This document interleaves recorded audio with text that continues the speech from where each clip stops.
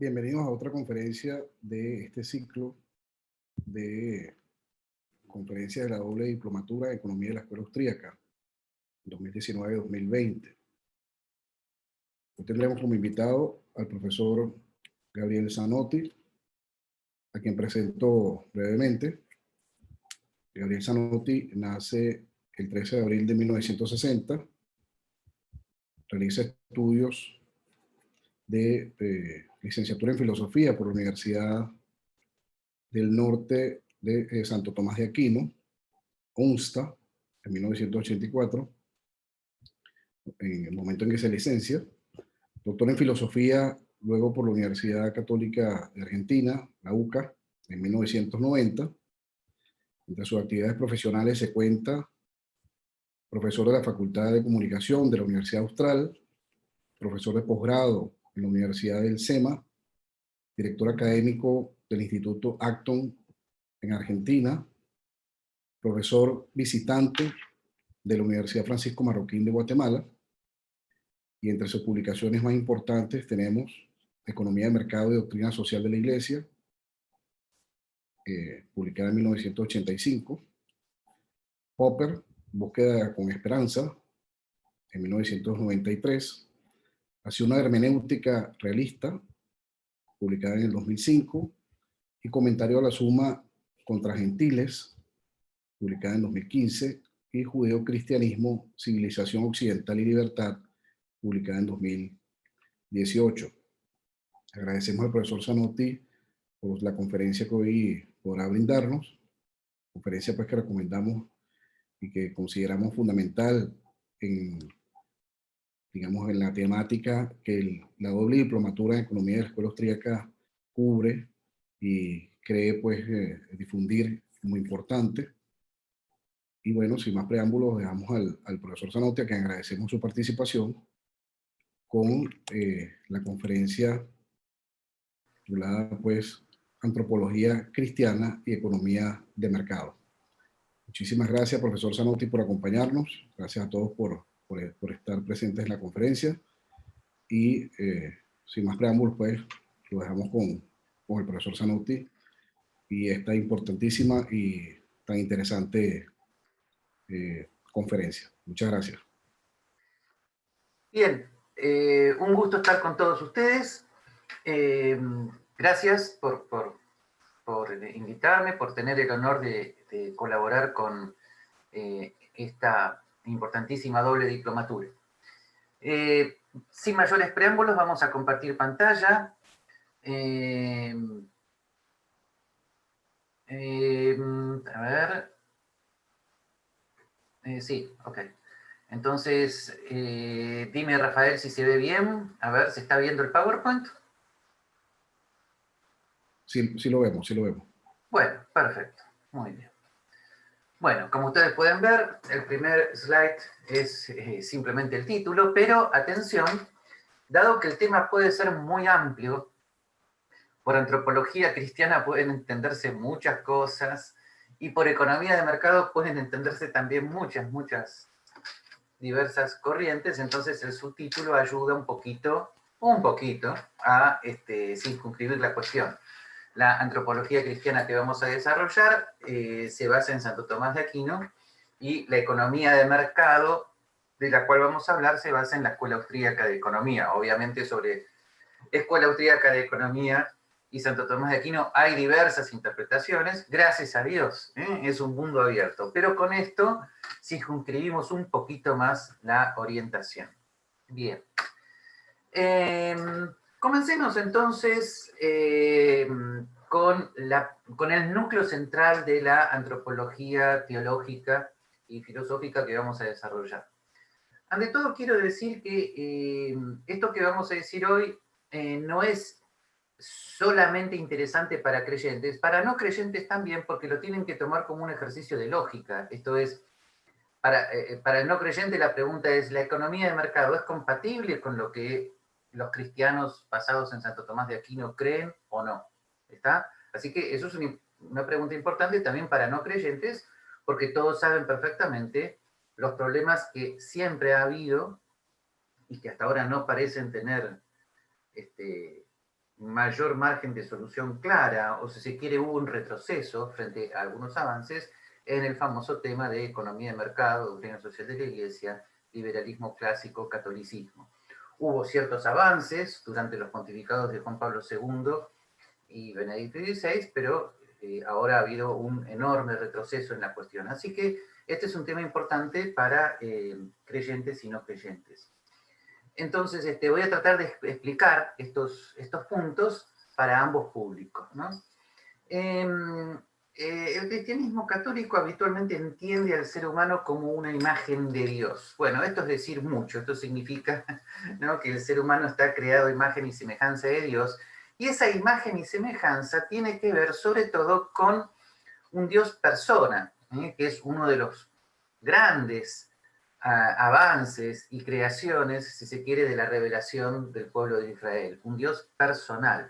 Y cuando decimos un Dios personal, nos referimos a la inteligencia y la voluntad, que en el caso del ser humano, ¿no?, son inteligencias y voluntad participadas, que quiere decir que el ser humano está creado a imagen y semejanza de Dios porque participa de manera limitada de la inteligencia y la voluntad que de manera infinita se identifican con la misma esencia divina. Ahora, hay que aclarar mucho, sobre todo después del siglo XVIII en adelante, qué significan inteligencia y voluntad, ¿no? Por inteligencia no nos estamos refiriendo a lo que mide el famoso test. No nos estamos refiriendo a los test de inteligencia. Tampoco nos estamos refiriendo a las capacidades esencialmente prácticas. No nos estamos refiriendo a habilidades algorítmicas como la física o la matemática, si bien todo eso se incluye en la inteligencia, eso puede estar incluido. Tampoco nos referimos a lo que algunos filósofos llaman razón instrumental, o sea, asignación de medios afines, ¿no?, una racionalidad práctica. Tampoco nos referimos a eso, aunque todo eso puede estar incluido. La inteligencia es sobre todo un ver lo real, un tomar conciencia de lo real. Está de el mundo de personas que nos rodean, ¿no?, y de nuestra propia persona, ser conscientes de nosotros mismos y de la relación con el otro. Esa capacidad de ver, esa capacidad de iluminar, es lo que fundamentalmente está incluido en el término inteligencia en toda la tradición escolástica, que llega a su culmen con Santo Tomás de Aquino, pero que también tenía importantes bases en San Agustín. Y a esto se incluye, para que no creamos que estamos hablando de un angelito, estamos hablando también de una persona esencialmente corpórea. Está tan corpórea que de alguna manera podríamos decir que la persona es su cuerpo, con inteligencia y voluntad. O sea, la persona no se identifica solamente con la inteligencia. Persona incluye todo nuestro ser. Este tema de la corporeidad en el cristianismo es importante porque, contrariamente a ciertas visiones habituales, para ciertos aspectos o para ciertos ámbitos de la filosofía griega, el cuerpo era lo esencialmente malo, sobre todo en las filosofías neoplatónicas, que identificaban a la corporeidad como la caída del alma, ¿no?, en el mundo de lo visible. En cambio, en el cristianismo, dado el Génesis, y dado esa famosa expresión donde el Génesis dice, y Dios vio que todo lo que había hecho es bueno, entonces lo corpóreo es esencialmente bueno. Por lo tanto, la corporeidad en el ser humano no es una caída, no es el lado oscuro de la fuerza, sino que forma parte de lo esencialmente bueno del ser humano. El problema con la inteligencia, con la voluntad y con la corporeidad, no viene de ellas en sí mismas consideradas. El problema para la antropología cristiana para la antropología teológica cristiana, tanto en su ámbito, en su interpretación protestante como en su interpretación católica, el problema viene del pecado original. Yo sé que muchos no creyentes no creen en esto, pero como les dije antes, es importante tener en cuenta que la antropología cristiana sí lo cree, y que no es un mero detalle en una antropología cristiana. Esto es, en una antropología cristiana, el ser humano está esencialmente herido, aunque hay diversas interpretaciones sobre lo que eso significa, por la caída originaria. O sea, habíamos sido creados en armonía con Dios, como dice el Génesis, Dios bajaba el atardecer a conversar con nosotros. Es una frase poética y simbólica muy ilustrativa, pero esa radical amistad se corta por una radical enemistad, por un radical alejarse, ¿no?, de lo que Dios nos había pedido, ¿no?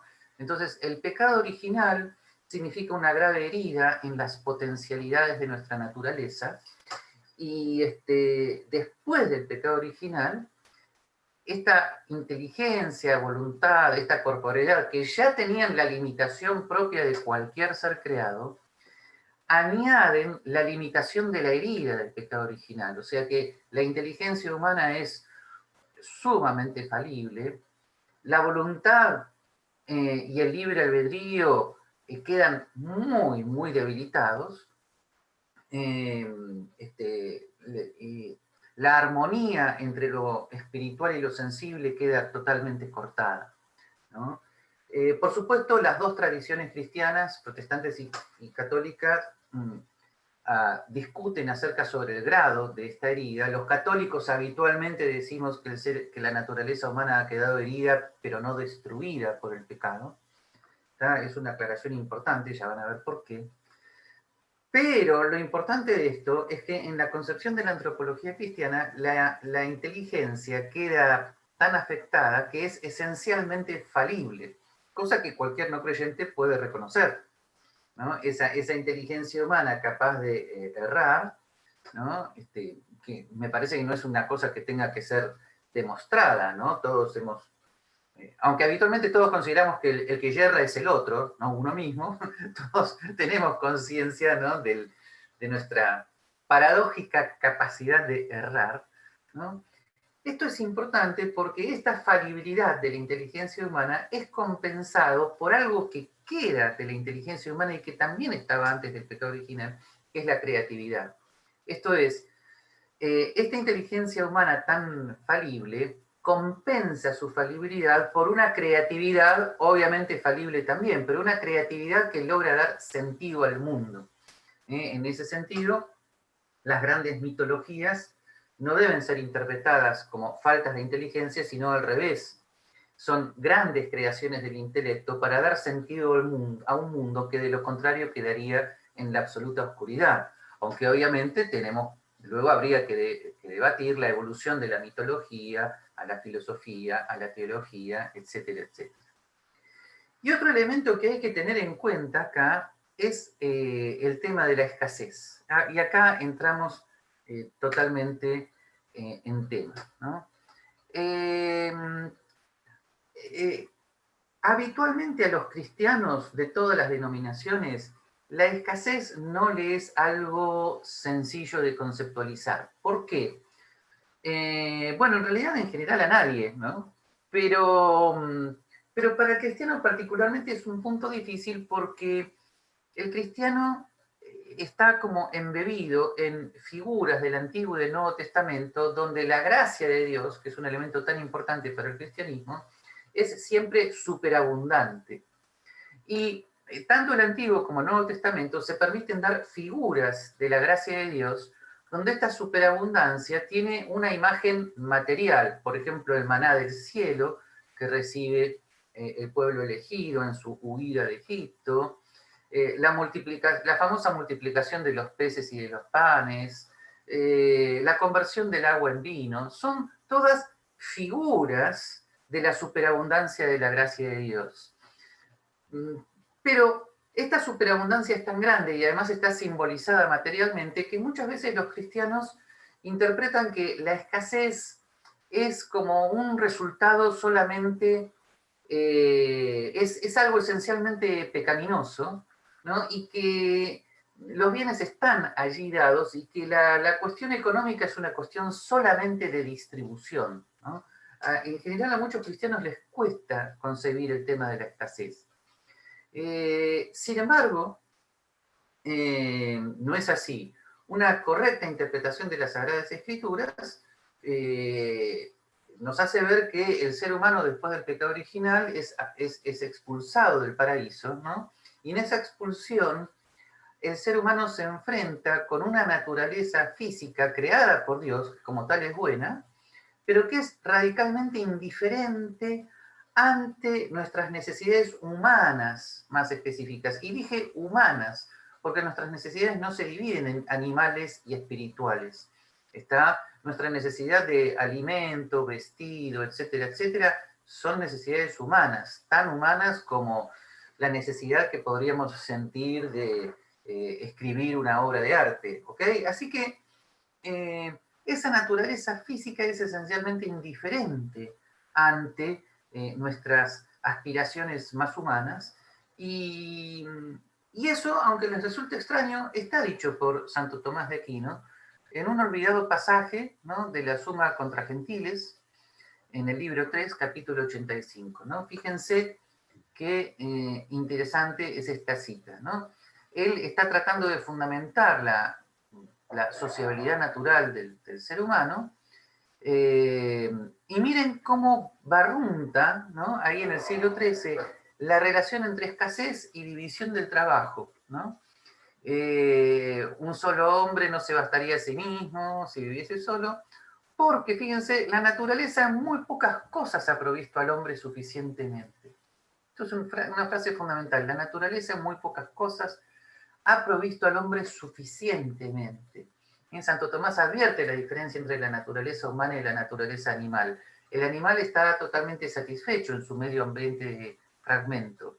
En cambio, el ser humano no. Dándole una razón por la cual pueda procurarse, o sea, deba procurarse, ¿ah? Para lo cual no basta un solo hombre, una noción esencial de división del trabajo. Ahora, el párrafo aquí fundamental es la naturaleza en muy pocas cosas ha provisto al hombre suficientemente. ¿A qué naturaleza se refiere? A la naturaleza física. Y no es malo que sea así. La naturaleza física está creada por Dios. El orden ecológico, el orden natural de la naturaleza física está creado por Dios. Y si de la naturaleza física no surgen espontáneamente los televisores, las computadoras, las sillas, las mesas, y los alimentos que encontramos en el supermercado, no está mal que sea así. Así es la naturaleza física. No, indiferente frente a nuestras aspiraciones humanas más profundas. Bien, tenemos acá una noción filosófica de la escasez muy importante, ¿no? Entonces, retomemos este punto. ¿Por qué al cristiano le cuesta entender la escasez? Ya lo hemos visto, porque muchas veces el cristiano tiene una imagen de la superabundancia de la gracia. El tema de la escasez le parece algo como muy mundano. Sí, es así, existe una cosa que se llama economía, pero si todos fuéramos buenos, distribuiríamos mejor los recursos y se acabaría el problema. No, no es así. Porque el llamado destino universal de los bienes no es contradictorio con la escasez de los bienes. O sea, el destino universal de los bienes significa que Dios ha creado los bienes para todos los seres humanos, pero cuando en teología se dice Dios ha creado, se refiere justamente a la naturaleza física.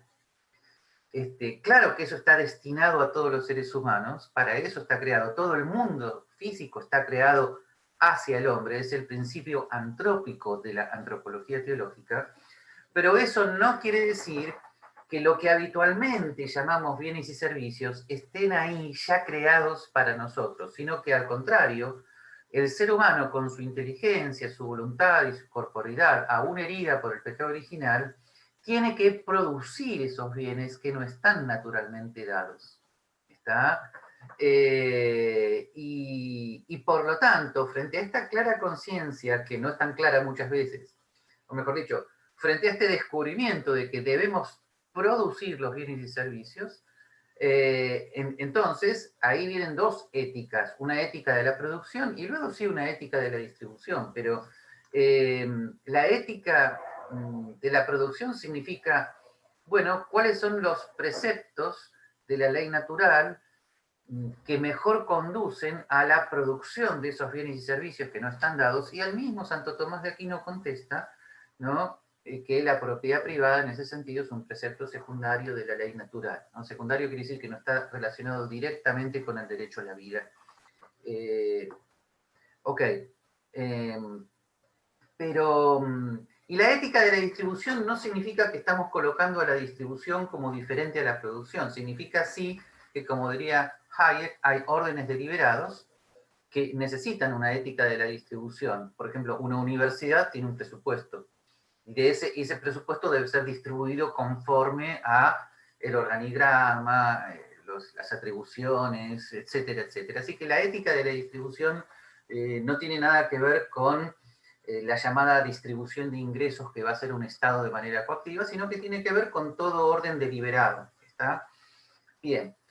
Por lo tanto, la escasez no es mala en sí misma, es producto de una naturaleza física a la cual el ser humano se tiene que enfrentar después del pecado original.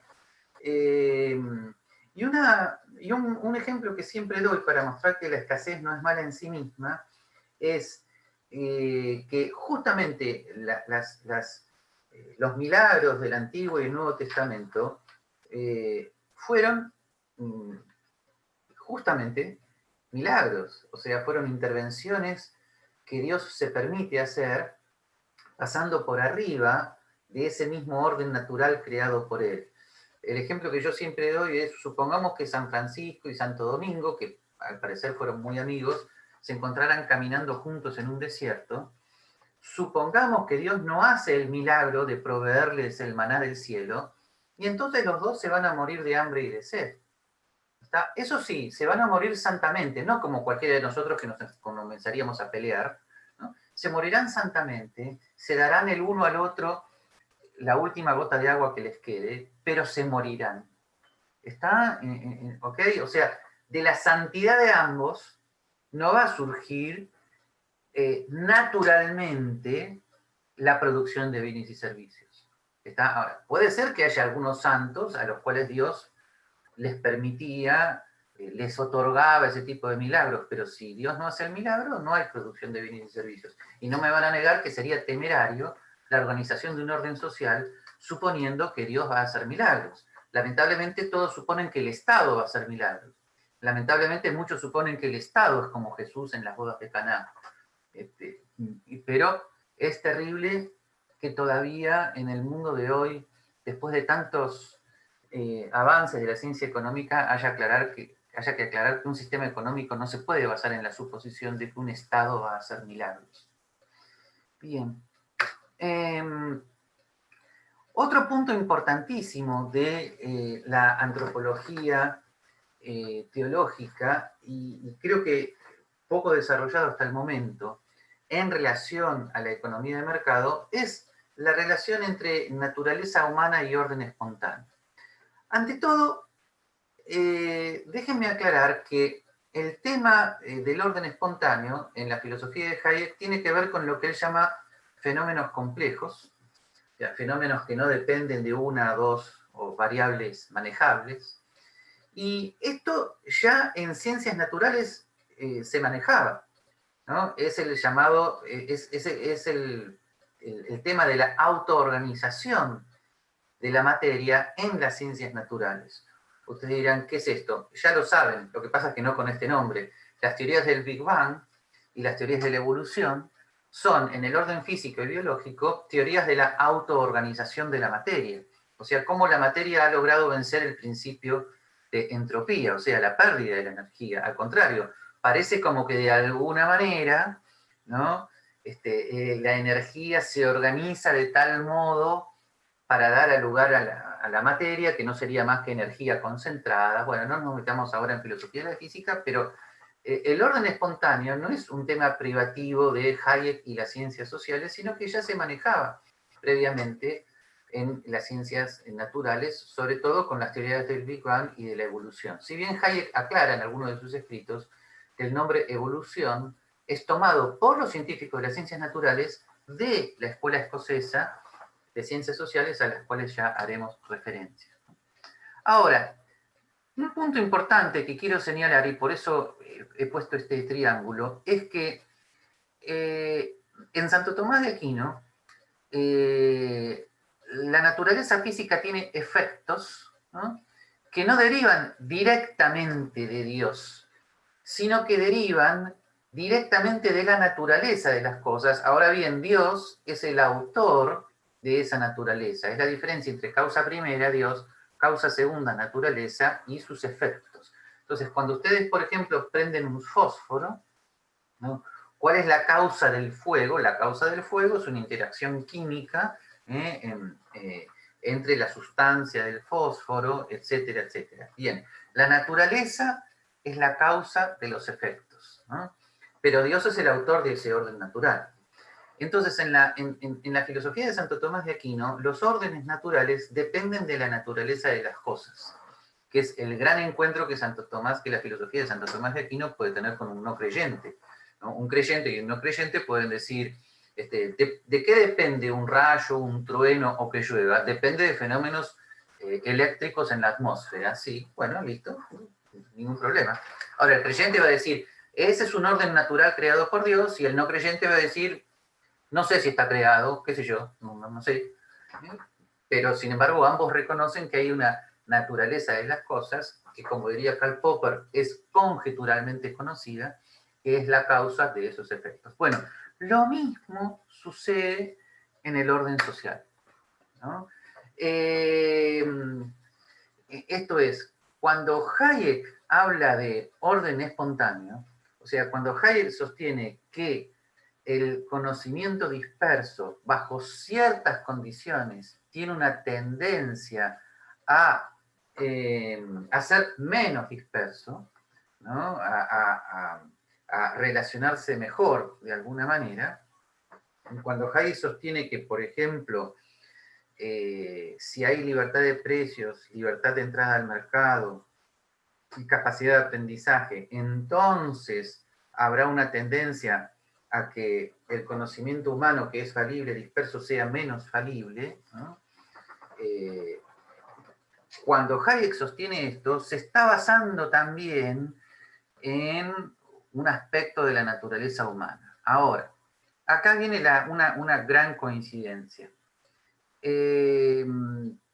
¿Cómo ha quedado la naturaleza humana después del pecado original para Santo Tomás de Aquino?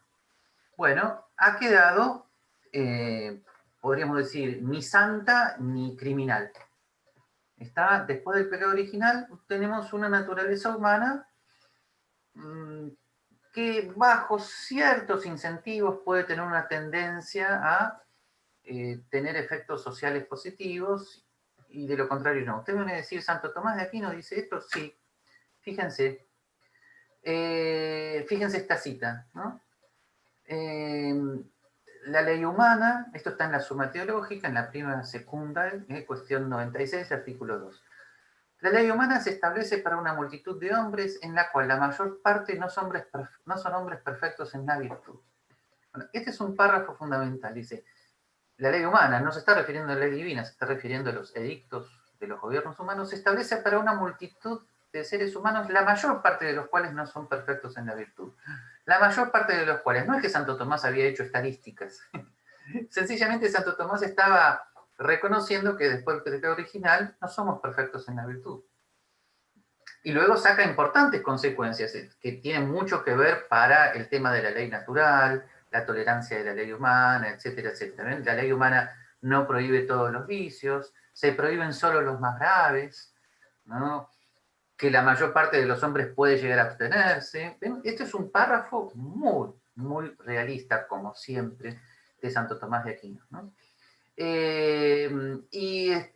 Por lo tanto, Santo Tomás ya tenía clara conciencia que después del pecado original no somos perfectos en la virtud, pero tampoco somos criminales absolutos y racionales, porque si fuéramos criminales absolutos y racionales, psicópatas, no nos sería posible abstenernos la mayor parte de las veces de hurtos y homicidios, ¿no? Entonces, la sociedad humana es una sociedad que, que se organiza teniendo en cuenta esta mínima capacidad de convivencia, ¿no? Abstenerse de hurtos y homicidios, pero no por eso ser perfectos, ¿no? Bien. Esto, curiosamente, coincide con los autores de la escuela escocesa que no citan a Santo Tomás de Aquino. Esto es una coincidencia histórica importantísima.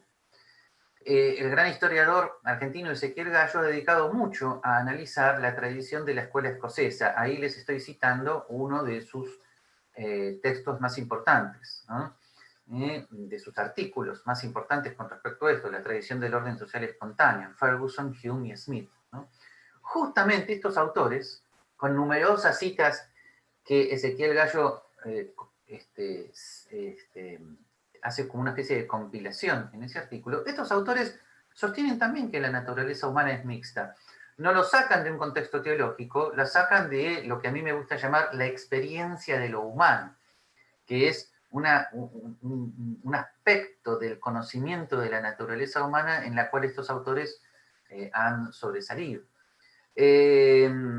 Naturaleza humana mixta, para decirlo de manera no académica, es ni ángel ni demonio, ¿no? Si todos fuéramos ángeles, no necesitaríamos gobiernos, ¿no? O ángeles buenos, digamos, ¿no? Si todos fuéramos criminales absolutos, la convivencia humana sería imposible. Alguno me puede llegar a decir, ¿y no es así?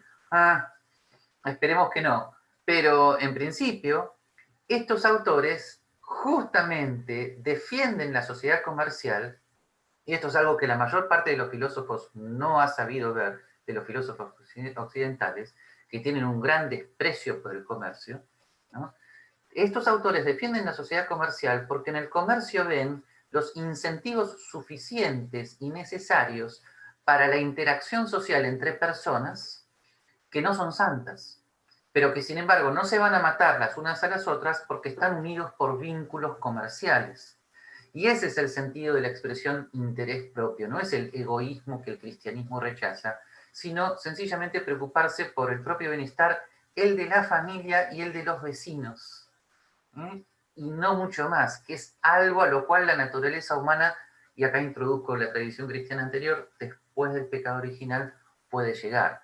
Ustedes van a decir, bueno, pero Jesús dijo, sed perfectos como vuestro Padre es perfecto. Sí, por supuesto, ordenó la santidad, pero no bajo la ley humana. Que es algo que también yo siempre digo a mis amigos católicos y les cuesta mucho distinguir. Les digo, miren, el Estado no es el confesionario, ¿no? ¿Ok? Pero bueno, en fin, son cosas elementales que hay que ir aclarando. Pero entonces, desde el punto de vista académico, lo que les quiero señalar es esta gran coincidencia entre Santo Tomás de Aquino y la escuela escocesa. Perdón, retomemos un poco acá.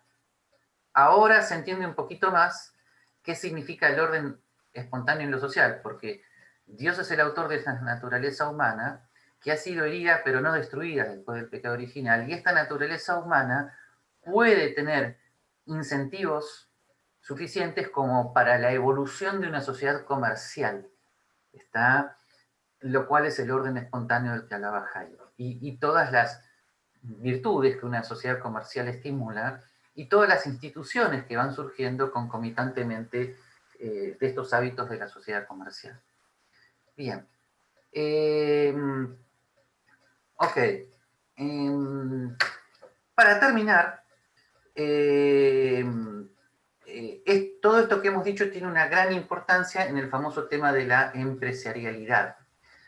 Esto es, todos sabrán, ¿no? Todos los alumnos de esta diplomatura sabrán que Mises y Hayek, según Israel Kirzner, conducen hacia una especie de paradigma unificado donde la acción empresarial es la acción que, para decirlo en términos antiguos, tiende al equilibrio, ¿no? En términos más modernos de la escuela austríaca, la acción empresarial es la acción que de alguna manera tiende a la coordinación de conocimiento disperso.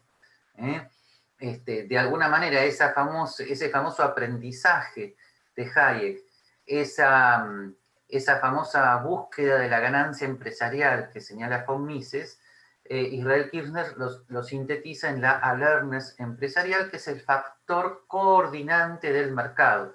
Contrariamente a las versiones de la empresarialidad que estaban en Schumpeter, donde para Schumpeter la empresarialidad es una creación disruptiva, ¿no?, que corta la armonía del mercado. En cambio, en Israel Kirzner, es una acción coordinante. Bueno, yo sé que todo esto ustedes lo saben bien, pero fíjense, esta naturaleza humana, ¿no?, que tiene esta gran capacidad de creatividad intelectual, que es la compensación de su ignorancia, esa radical ignorancia en la cual ha quedado después del pecado original, ¿no?, es una noción de racionalidad que no tiene que ver con la racionalidad solamente algorítmica, o sea, la racionalidad que calcula. Usted va a decir, ¿y el cálculo no es necesario para la economía? Sí, a ver, ¿es necesario alguien que haga el cálculo de inversión? Sí, es necesario.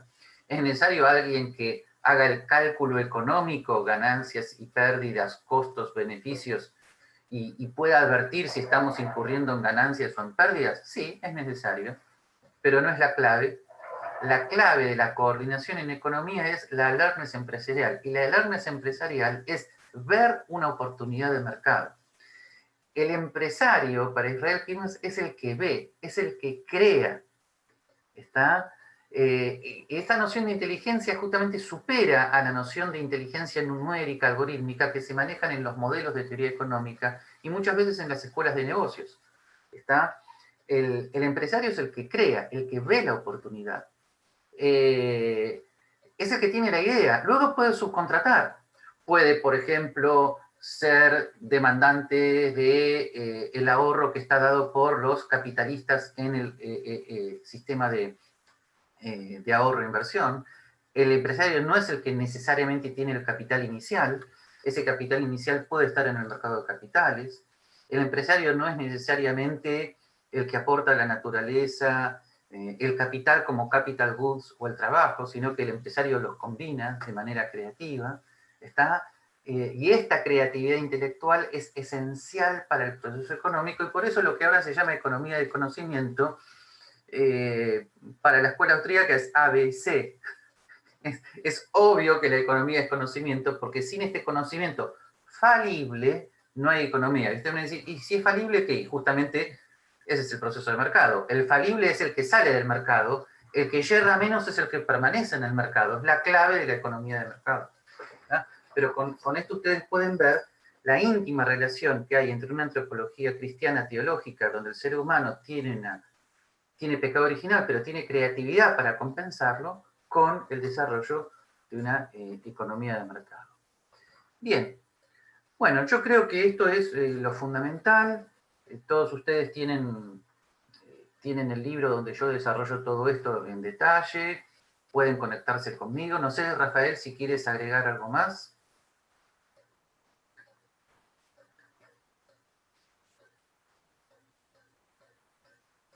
Rafael, ¿quieres agregar algo más?